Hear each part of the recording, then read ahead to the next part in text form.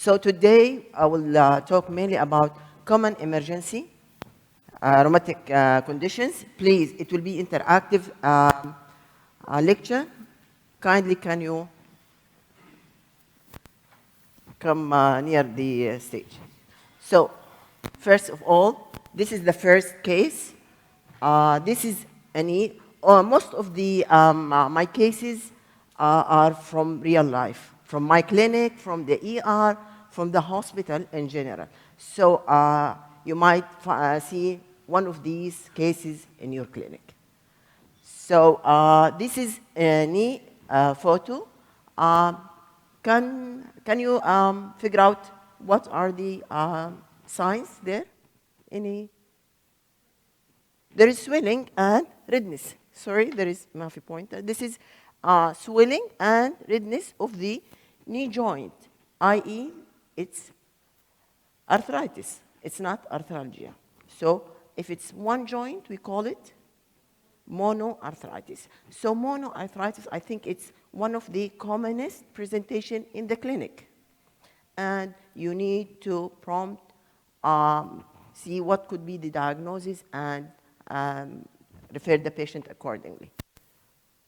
So acute monoarthritis, as Dr. Agada mentioned, we do have inflammatory and non-inflammatory conditions.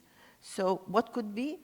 First of all, ask your patient if there is any history of trauma, because trauma can cause such manifestation. And then you can ask about inflammatory causes, like septic arthritis, rheumatoid, and other causes, and connective tissue disease.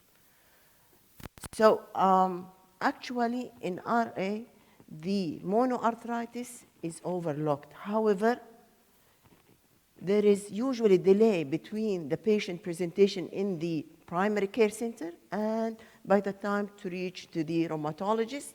I think most of these conditions refer directly to orthopedic rather than rheumatologists. That's why there will be a delay almost 1 to 3 weeks. And especially if it's septic arthritis, there will be a damage in the joints. So in order to prevent the damage of the joint, you need to put it in your mind. Usually, if you think of causes, you will look for it. So try to be broadly, when you see the patient, to look for what could be the cause. So especially in immunocompromised patients and patient on steroid. So what is the management? Initially, and we need to do intra-articular synovial fluid analysis, as mentioned Dr. Agada. So this is, we can do it in the clinic, we can do it in the ER, looking for what could be the cause. So as she mentioned, Dr. Agada, I will repeat the why we will do synovial analysis, just to look if it's inflammatory or non-inflammatory. This, it depends on the number of WBC in the synovial fluid. And if it's more than 2,000 up to 100,000, I will think of inflammatory, and you need to look for septic arthritis. So treatment depends on the most common cause. If it's septic arthritis, in other words, if the WBC counts in the synovial fluid more than 50,000, so patient need to be on IV antibiotic for longer period of time to prevent damage of the joint.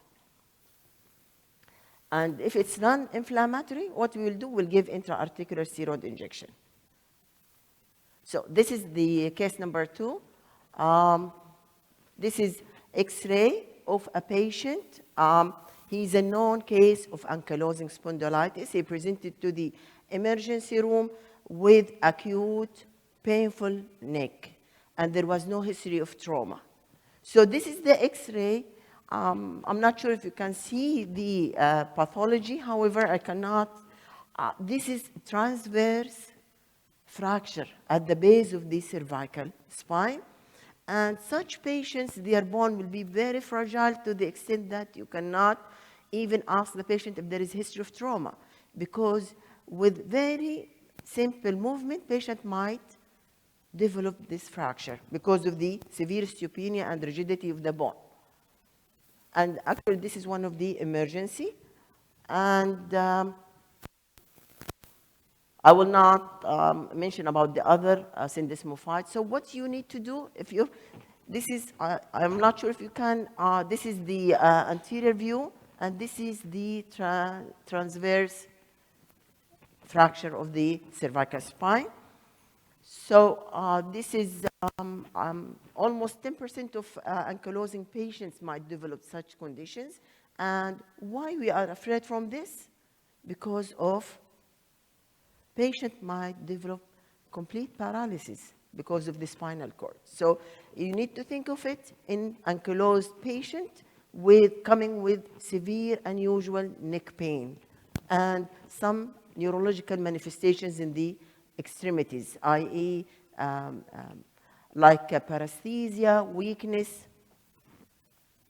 So what you will do in such condition, immediately put a collar and refer the patient to orthopedic for or neurosurgeon. Okay. This is case number 3. Any clue? Any signs? What's the diagnosis? ها؟ جيب لكم قهوة من هنا ترى في قهوة. No. This is what? There is abnormality. ولا لا? This is abnormal. At least there is abnormality in the hands and in the face. So what we call such fixed tight skin with flexion and abnormal face features, this is scleroderma. So scleroderma, sometimes patient with scleroderma can present with sudden onset, acute sudden onset of high blood pressure. So what could be the problem in such patient? These, we call it scleroderma renal crisis.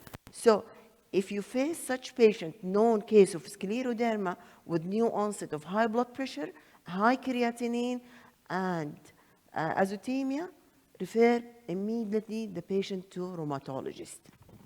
So we'll not go through all these things because it has very high mortality. As I mentioned, new onset headache. So the fourth case, this is scalp of a patient. He has, I'm not sure if you can see these tortuous vessel. Actually, this patient around 65 years old, he presented with change in visual acuity and some painful on eating. If he eats, he has pain on the jaw. So what we call it, this jaw claudication with, if there is tenderness in the scalp, this is with visual disturbance. This is most likely. يا سلام عليكي. GC اللي هو giant cell arthritis. So this is one of the emergency because such patient can present to your clinic with new onset of visual symptoms and tenderness on the scalp, and when the patient eats, he have painful jaw movement. Immediately refer the patient to rheumatologist, and we will do the diagnosis. Such patient, usually we give steroid even before arrangement of the temporal biopsy because we want to preserve the vision. The other thing, if such patient presented with shortness of breath, respiratory and cardiac problem, manifestation, we'll think of aortic involvement or the main branches of the aorta because it might affect also the main branches of the aorta, and the treatment, high dose of steroid. Okay. We'll not talk about this. This is advanced. And okay. As I mentioned, it can involve the aorta, and we call it aortic aneurysm. So such patient referred to cardiologist, mostly rheumatologist, cardiologist.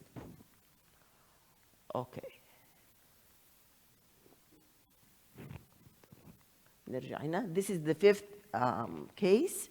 40-year-old lady, known case of RA for 20 years duration. She presented to the clinic with new onset occipital pain and tingling of fingers. This is different scenario from the previous case. This is RA patient presented with occipital pain and tingling fingers. So what will come in your mind? In RA patient, there is a problem or involvement of one of the articulation joint, mainly in the cervical.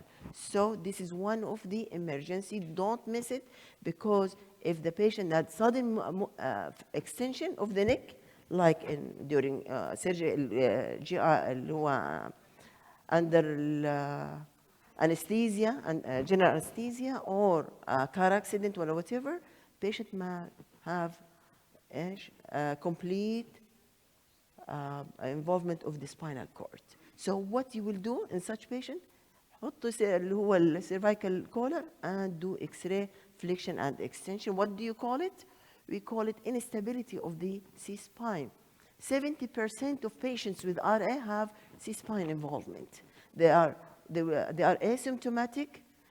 However, look for it, especially if your patient will go for operation under GA, and do the X-ray on flexion and extension position. This is the X-ray, and this is the instability between the C1 and C2. And if it's less than 2.5, this is normal, the distance between the two arrows. If it's more than 3 millimeter, refer the patient for spine orthopedic, مش rheumatology, spine orthopedic, for or neurosurgeon for they do fixation usually. Okay, this is internal fixation. This is the sixth. I know this is very advanced. Just I wanted to explain one thing. This is one of my patients presented with acute respiratory symptoms, and this is the X-ray with decreased oxygen saturation. And this is the X-ray and CT scan. There is velvet all over, as if there is, what do we call it? This is alveolar hemorrhage. And it's common. It's not common, however, patient with SLE, known SLE, can present with respiratory symptoms and other manifestations. And this is one of the emergency in SLE, alveolar hemorrhage. It's rare, however, if it occurs, it has very high mortality. You need to catch up these patients and urgently refer the patient to the emergency department for evaluation. And usually they do have other manifestations, kidney involvement, low hemoglobin, and high fever, constitutional symptoms, hemoptysis. So all these manifestations, non-specific. However, if it happens in such patient, consider alveolar hemorrhage. So this is treatment in the hospital. Most of such patients will be in ICU. We will not talk about all these things, and even the treatment. It will be, I know this is also one of the advanced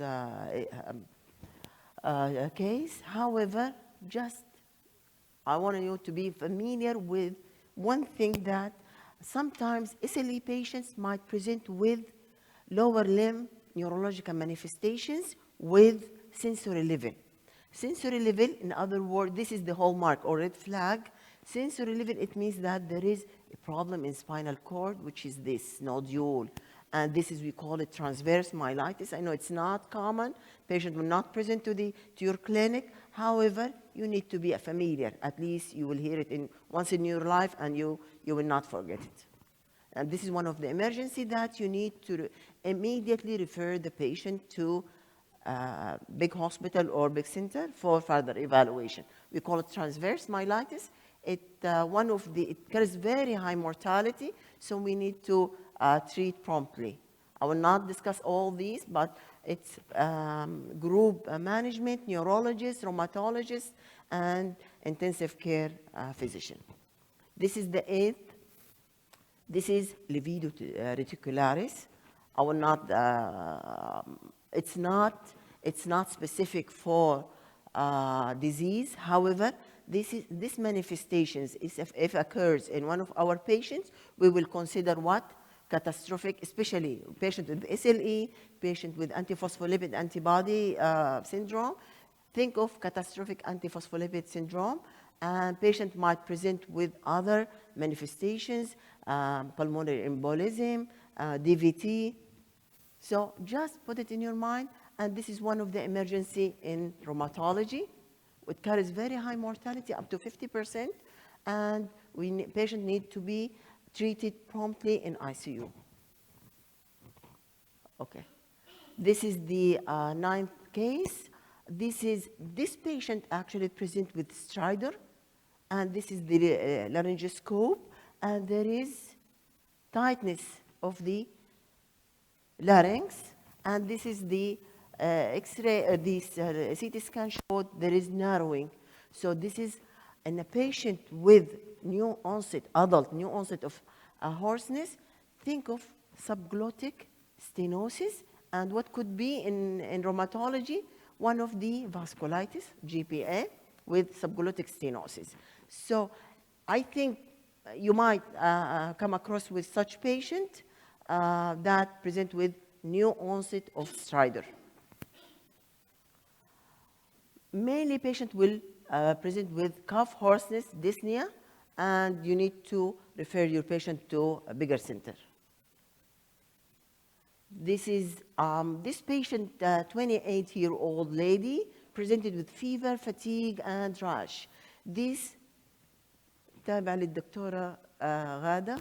This is one of the presentation for a patient with new onset or newly diagnosed SLE. So this rash is one of the erythematous lesions that it can happen in SLE patients. طيب. Okay, this is the manifestation, as she mentioned, Dr. Agada, of SLE. So I think you might come across in your clinic newly diagnosed SLE, or not diagnosed even, with these symptoms. So if you find such symptoms, refer your patient to a rheumatologist.